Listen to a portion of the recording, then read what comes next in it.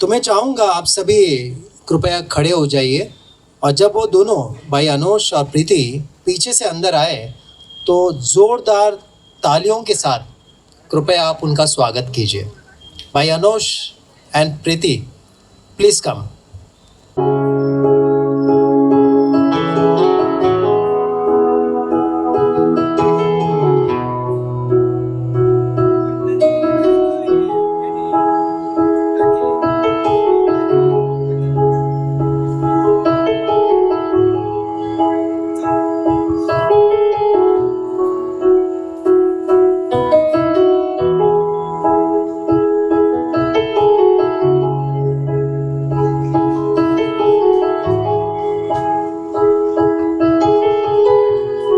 जोरदार तालियों से स्वागत कीजिए।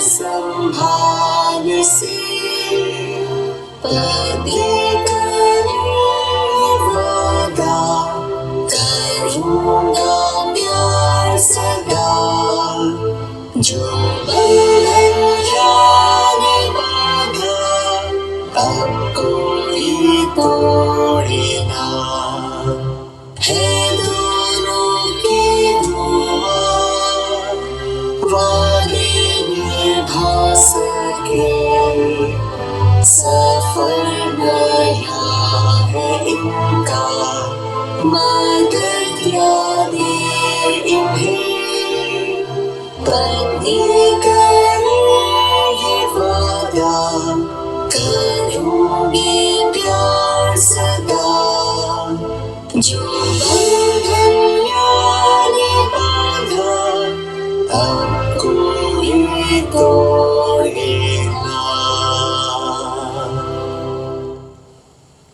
विवाह के प्रबंधक प्यारे पिता यहोवा, आपका बहुत बहुत शुक्रिया इस ख़ास मौके पर जहाँ भाई अनुष और प्रीति वैवाहिक बंधन में बंधने वाले हैं, और कितना सही मौका है कि वो आपसे मार्गदर्शन पाए, आपसे सलाह और वो सारी सूचनाएं प्राप्त करें आपके वचन से, जो इनके वैवाहिक जीवन को मजबूत कर सकता है और आने वाली चुनौतियों का सामना करते हुए वो आपकी महिमा कर सकते हैं।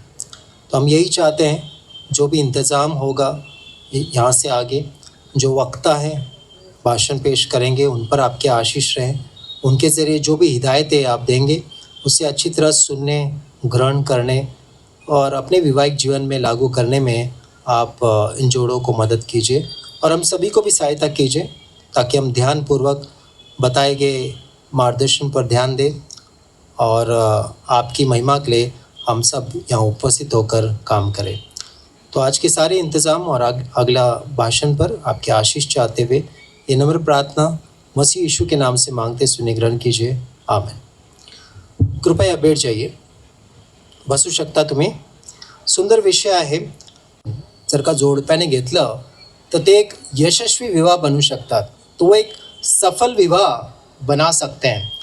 तो वो मार्गदर्शन क्या होगा, ये भाषण के ज़रिए दिया जाएगा और ये भाषण भाई जेम्स मुर्दलगी पेश करेंगे। उनका विषय है, हिंदी में ऐसा है, शादी जो परमेश्वर के सामने आदर के काबिल हो। मराठीत, देवाच्या नजरेत असलेला आदरणीय विवाह। दोस्तों, भाइयों और बहनों, आप सबका स्वागत करता हूं इस खास दिन के लिए, खास मौके के लिए, जहां अनुष और प्रीति की शादी हो रही है। मैं ये इसलिए कह रहा हूं कि उनकी शादी 23 अप्रैल महाराष्ट्र गवर्नमेंट मैरिज एक्ट के तहत रजिस्ट्रेशन मैरिज हो चुका है और आज 28 अप्रैल उनका शादी पवित्र शास्त्र के ज़रिए, परमेश्वर के वचनों के ज़रिए हो रहा है। और आज आप सब यहाँ इकट्ठा हुए, इसलिए मैं आप सबका हार्दिक स्वागत करता हूँ। शादी जीवन की एक आधार है, यानी एक फाउंडेशन है, और अगर वो फाउंडेशन है तो उसके लिए फाउंडर की ज़रूरत होती है। हम जो भी मकान देखते हैं, बिल्डिंग्स देखते हैं, उसका फाउंडेशन रहता है, एक नींव रहता है, और नींव बनाने वाला एक फाउंडर रहता है। तो उसी प्रकार शादी जीवन की आधार है। तो शादी का रचयिता वो परमेश्वर के बारे में जानना बहुत ज़रूरी है। वो परमेश्वर क्यों शादी करवाए, मकसद क्या था, और उसने क्या सलाह दी, और पति पत्नी उस सलाह को मानकर कैसे अपने जीवन में शांति और आनंद से जी सकते हैं, ये बारे में जानने के लिए हम कोशिश करेंगे। सिर्फ आज का एक ख़ास दिन अनुष और प्रीति के लिए है, क्योंकि आज का दिन उनका शुरुआत है, शादी का दिन का शुरुआत है। तो इनके लिए बेहद ज़रूरी है कि परमेश्वर के वचनों पर ध्यान दें और दोनों अपने अपने कर्तव्यों को किस तरह से निभाए, इसके ऊपर ज़्यादा तवज्जो दें। साथ ही साथ हम सब के लिए भी ये बेहतरीन फ़ायदा हो सकता है, जो शादी करने का कगार में है, इच्छा रखते हैं, जिनकी शादी हाल ही में हुआ है या बरसों से जिनकी शादी हुआ है, उनके लिए भी फ़ायदा है। और ये भी सोच सकते हैं कि मैं किस तरह से अपनी जीवन को, शादीशुदा ज़िंदगी को और भी निखार ला सकता हूँ, खुशियाँ बटोर सकता हूँ, पति पत्नी के साथ इज्जत, आदर, प्रेम किस तरह से मैं बढ़ा सकता हूँ। तो ये सारी बातें हम सब के लिए फ़ायदा है। तो आइए हम इनके बारे में जानने की कोशिश करेंगे कि फाउंडर, जो सर्वशक्तिमान परमेश्वर ने किस तरह से एक नींव डाली शादी का और क्या क्या सलाह दी। जब यहोवा ने आदम को बनाया, उसके बाद उसने कई जानवर बनाए, जीव जंतु, पशु प्राणी, सब कुछ बनाया, और इस सब को यहोवा ने आदम के पास ले आया ताकि आदम उन सब को उनकी जाति और कैरेक्टर के हिसाब से नाम रखे। आदम ने अलग अलग प्राणियों का, अलग अलग जानवरों का नाम रख रहा था और देखा कि सबका जोड़ा है, मेल फीमेल, लेकिन आदम का कोई नहीं है। तो यहोवा ने बांप लिया। तो यहोवा ने क्या किया, तुरंत कदम उठाया। तो हम उस वचन को देखेंगे, यहोवा ने क्या कदम उठाया। कृपया मेरे साथ आप उत्पत्ति का किताब खोल सकते हैं, जेनेसिस 2:21 और 22। उत्पत्ति का किताब 2:21 और 22 कहता है, इसलिए यहोवा परमेश्वर ने आदमी को गहरी नींद सुला दिया। जब वह सो रहा था तो उसकी पसली निकाली और फिर चीरा बंद कर दिया। और यहोवा परमेश्वर ने आदम से जो फसली निकली थी उससे औरत बनाया और उसे आदमी के पास ले आए। देखिए कितनी अच्छी तरह से यहोवा ने भांप लिया आदम का अकेलापन को। तो उसने तुरंत कदम उठाया, हव्वा को बनाया और आदम के पास ले आया। यहोवा ने ऐसे ही हव्वा को आदम के पास रहने नहीं दिया, उनकी शादी करवाया। पहला मैं अनुज से कहता हूँ कि आप शपथ ले लें।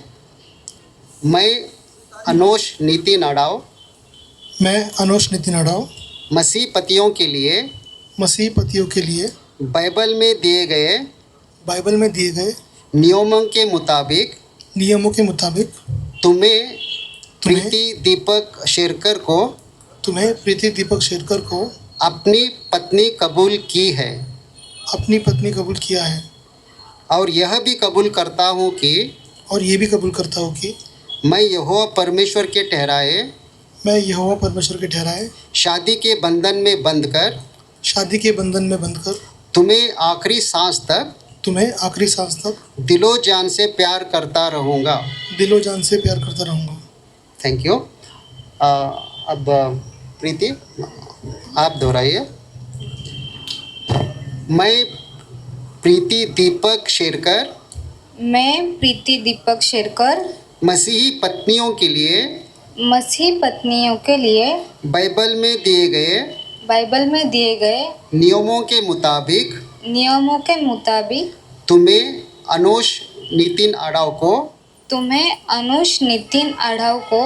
अपने पति कबूल किए हैं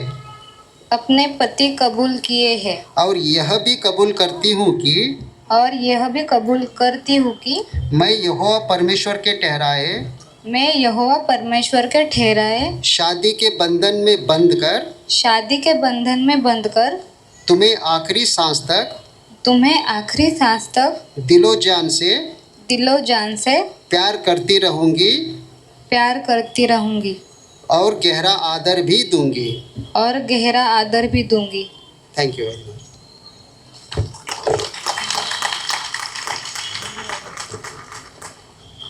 अगर आपको रिंग एक्सचेंज करना है तो आप रिंग एक्सचेंज कर सकते हो।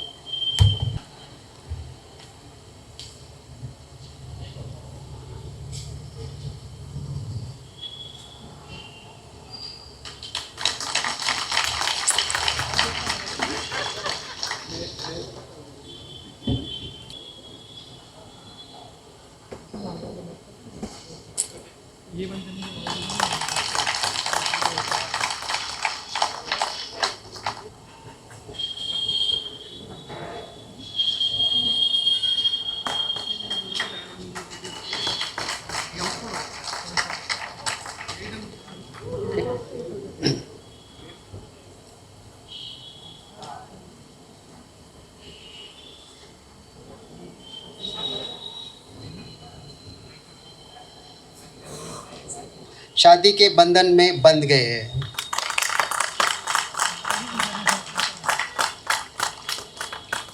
इस शादी में मौजूद सभी लोगों के सामने भाई अनुज नितिन अड़ाव को और प्रीति दीपक शेरकर को आपके सामने पेश करने में मुझे दिली खुशी हो रही है। Thank you.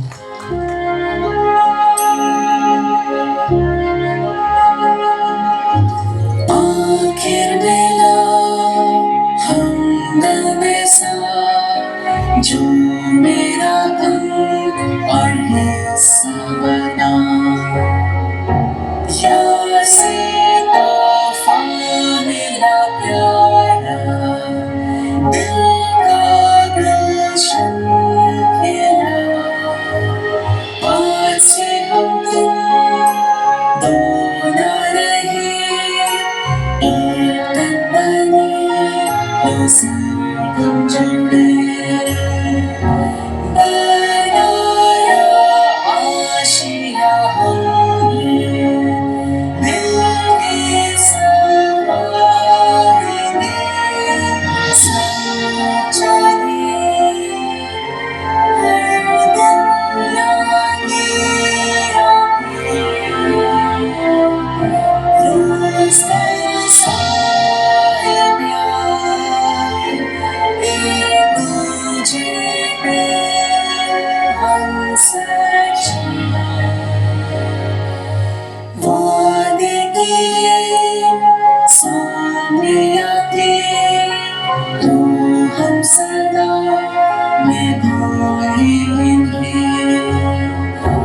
हम दोनों की है दुआ।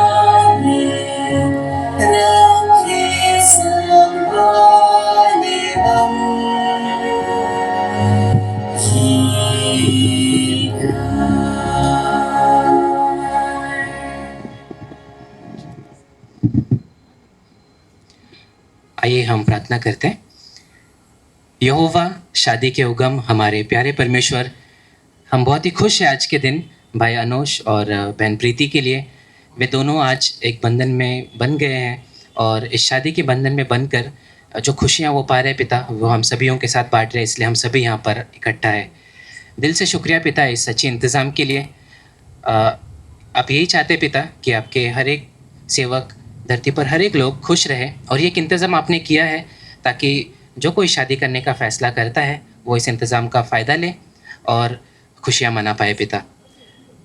आपके बेटे ने भी पिता जैसे कहा था, प्रभु यीशु मसीह ने, कि ये जो बंधन है हमेशा का बंधन है और इसके बीच कोई इंसान बीच ना आए पिता। उनके परिवार भी आज यहाँ पर है दोनों के, और उन्होंने भी बहुत मेहनत की है। बहुत सारे हमारे जो दोस्त हैं दूर से आए हैं, सभीयों पर आपकी आशीष रहने दीजिए ताकि वे इस शाम एक अच्छा वक्त बिता पाए, खुशियाँ मना पाए, एक दूसरे को जाने और एक दूसरे के साथ और भी करीब आए दोनों परिवार। और पिता हम यही चाहते हैं, दोनों परिवारों ने जो इंतज़ाम किया है इस शाम, जो खाने का इंतज़ाम है, इसके अलावा जो भी इंतज़ाम आज किया है, सभी इंतज़ामों पर आपकी आशीष रहने दीजिए ताकि हम सभी उसमें उस खुशी में शरीक हो सके और इन इंतज़ामों का फ़ायदा उठाकर हम अनुष और प्रीति के साथ खुशियाँ मना सके पिता। एक बार फिर पिता इस बढ़िया दिन के लिए धन्यवाद। हम चाहते हैं पिता कि हमेशा ये दिन अनुष और प्रीति दोनों को याद रहे, और जब भी वो इस दिन को देखेंगे, उनकी ज़िंदगी में जब भी वो याद करेंगे, उनकी ज़िंदगी में खुशी आए पिता। ये सारी प्रार्थनाएं पिता और ये सारे शुक्रिया अदा के शब्द हम आपके बेटे यीशु मसीह के नाम से आपके पास लाते हैं और करते हैं। इसे प्लीज़ आप स्वीकार कीजिएगा। आमीन।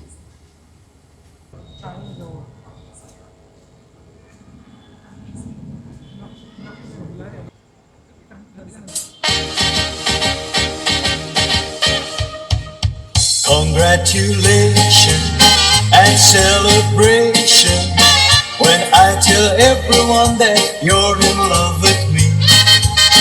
Congratulations and jubilation. I want the world to know I'm happy as can be. Who would believe that I could be happy and contented? I used to think that happiness hadn't been invented, but that was in the bad old days before I met you. When I let you walk into my heart. Congratulations and celebration when I tell everyone that you're in love with me. Congratulations and jubilation. I want the world to know I'm happy as can be. I was afraid to think that you thought you were above me, that I was only fooling myself to think you loved me. But since tonight you said you wouldn't live without me, that round about me you wanted to stay. Congratulations and celebration when I tell everyone that you're in love with me. Congratulations and jubilation. I want the world to know I'm happy as can be.